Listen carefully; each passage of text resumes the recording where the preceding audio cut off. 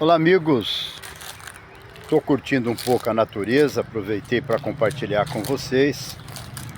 Eu sinto uma energia muito legal, muito positiva. Sempre que eu posso, nos intervalos de trabalho, de atendimentos, eu saio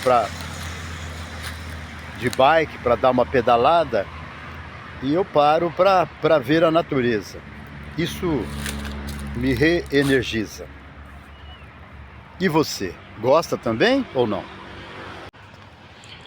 Compartilhar com você uma pista de caminhada, de corrida, de bike, uma ponte,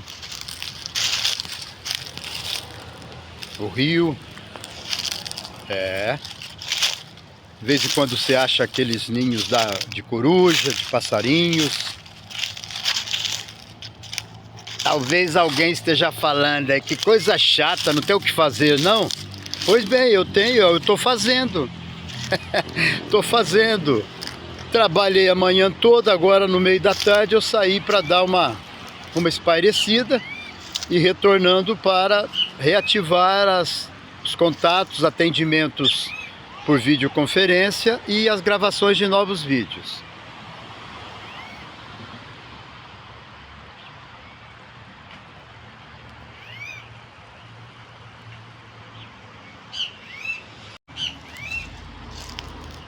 Bem, agora vou me despedindo de vocês e deixando uma mensagem muito importante. Acreditem, cada um no seu modo, no seu jeito, que todo ser humano foi dotado de um poder de autocura pelo próprio sistema imunológico nosso, um poder de criação pelo nosso cérebro, um poder de emoção pelo nosso coração. Eu gostaria que você pensasse exatamente que você é poderoso, seja você mulher, seja você homem, e o poder está dentro de você. Eu demorei para acessar esse poder e reconhecer esse poder em mim. Passei grande parte da minha vida batendo com a cara no muro, tanto quando eu era atleta, depois na área profissional.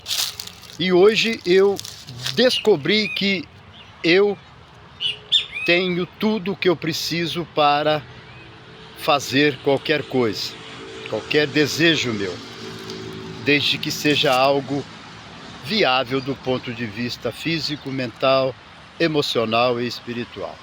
Um grande abraço a todos vocês e obrigado por ter compartilhado comigo, se você ver o vídeo até o final, desse momento de reenergização em contato com a natureza.